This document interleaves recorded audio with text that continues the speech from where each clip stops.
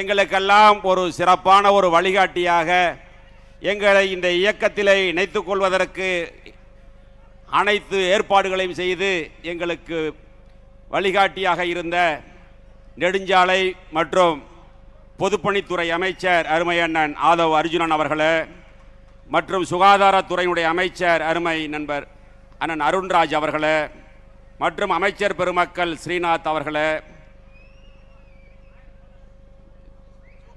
லோகேஷ் தமிழ்ச்செல்வன் அவர்களே, விஜய் தமிழ்ச்செல்வன் பார்த்திபன் அவர்களே, முகமது பர்வேஸ் அவர்களே, சி விஜயலட்சுமி அவர்களே, ரமேஷ் அவர்களே, திரு ராஜீவ் அவர்களே, மற்றும் இந்த நிகழ்ச்சியிலே கலந்து கொண்டு சிறப்பித்துக் கொண்டிருக்கக்கூடிய தமிழக வெற்றி கழகத்தினுடைய சட்டமன்ற உறுப்பினர்களே, அமைச்சர்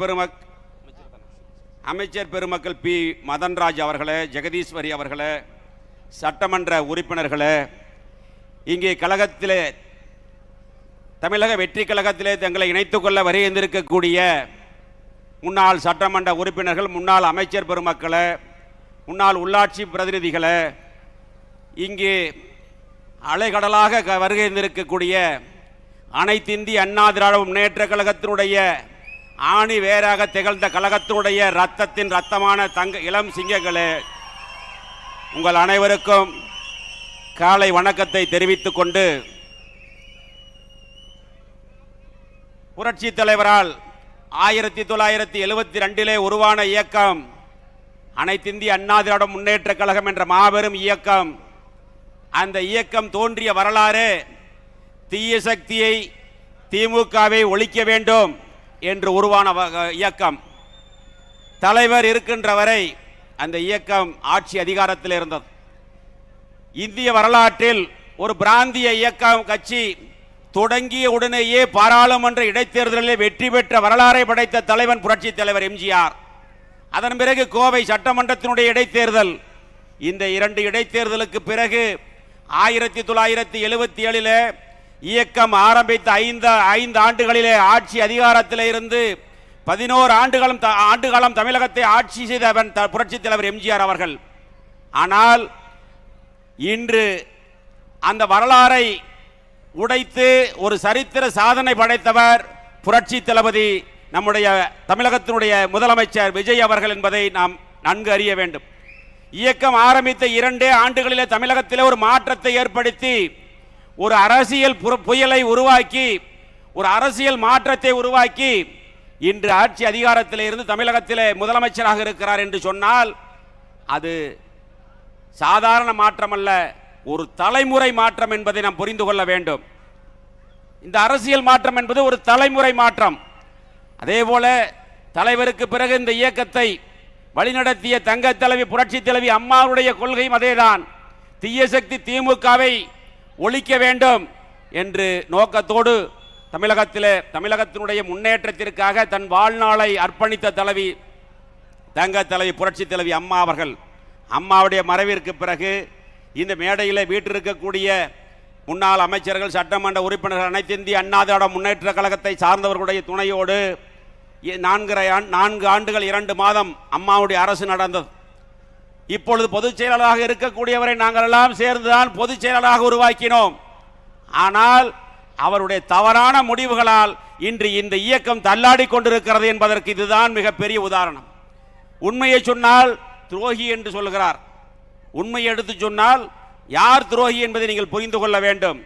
திராவிட முன்னேற்ற கழகத்தோடு சேர்ந்து ஆட்சி அமைக்கலாம் என்று சொல்வது சரியா என்று இந்த இயக்கத்திலிருந்து விலகி இன்று தமிழக வெற்றி கழகத்தில் இணைத்துக் கொள்ள வந்திருக்கக்கூடிய ஒவ்வொரு தொண்டனும் நினைத்து பார்த்துத்தான் இன்று புரட்சி தளபதி தலைமையை ஏற்று இங்கே இந்த இயக்கத்தில் தங்களை இணைத்துக் கொள்ள வருகின்றிருக்கிறார்கள் என்பதை நாம் எண்ணி பார்க்க வேண்டும். 42 ஆண்டுகள் இயக்கத்தில் உறுப்பினராக இருந்து 25 ஆண்டுகள் தீவிர அரசியலிலே இருந்தவனான். பல்வேறு உள்ளாட்சியிலே பல்வேறு பதவிகளில் இருந்து புரட்சி தலைவி அம்மா அவர்கள் அடையாளம் காட்டப்பட்டு 5 ஆண்டுகள் போக்குவரத்து துறை அமைச்சராக பதவி கொடுத்து அழகு பார்த்த தாய் புரட்சி தலைவி அம்மா அவர்கள். கரூர் சட்டமன்றம் என்று சொன்னாலே உங்களுக்கு நன்றாக தெரியும். அது தமிழக வெற்றி கழகத்தினுடைய வரலாற்றில் ஒரு கரும்புள்ளியாக இருந்தது கரூர் சம்பவம் என்பதை நீங்கள் தெரிந்து கொள்ள வேண்டும். 41 அப்பாவி உயிர்கள் இறந்தது தளபதி அவர்கள் கரூர் வருகையின் போது. அது மட்டுமல்ல, கரூர் சட்டமன்றம் என்பது தமிழகத்தில் இருக்கக்கூடிய 234 தொகுதிகளிலும் இருக்கக்கூடிய அரசியல் விமர்சகர்களும் அரசியல் பார்வையாளர்களும் உற்று நோக்கக்கூடிய ஒரு தொகுதியாக இருந்தது. ஏனென்று சொன்னால், அந்த தொகுதியில் அதிகாரத்தினுடைய உச்சத்தில் பல்வேறு பொய் வழக்குகளையும் பணத்திமிரில தன்னுடைய அதிகாரத்திலும் பணத்தை வைத்து ஜெயித்து விடலாம், ஆட்சி அதிகாரத்துக்கு வந்து விடலாம் என்று சொன்னவர்களுக்கு மத்தியில் மிகப்பெரிய போராட்டத்திற்கு இடையில் நாம் வெற்றி பெற்றோம்.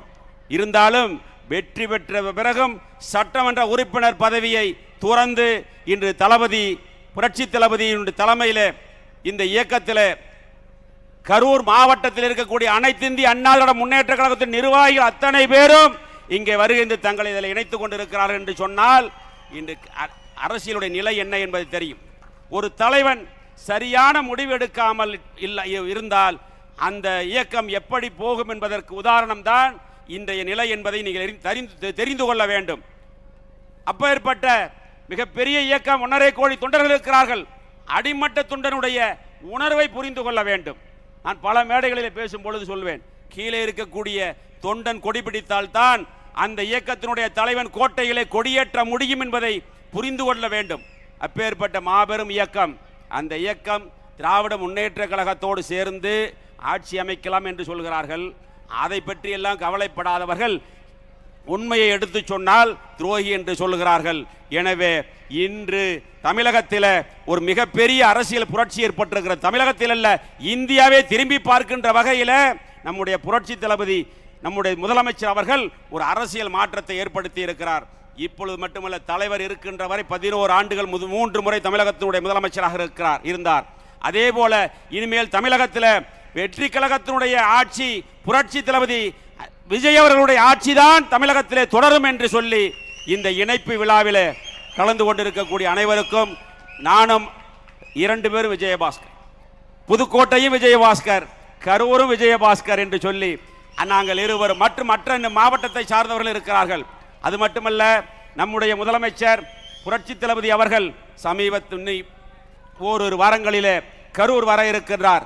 அந்த கரூர் நிகழ்ச்சியிலே இன்னும் அலைகடலாக இருக்கக்கூடிய தொண்டர்களையும் அதில் இணைத்து இந்த இயக்கம் தொடர்ந்து வெற்றி பெறுவதற்காக உண்மையாக உழைப்போம் என்று சொல்லி இந்த இணைப்பு விழாவில் வருகின்றிருக்கக்கூடிய அனைத்து நிர்வாகிகளுக்கும், மேடையில் வீட்டிருக்கக்கூடிய அமைச்சர் பெருமக்கள், சட்டமன்ற உறுப்பினர்களுக்கும்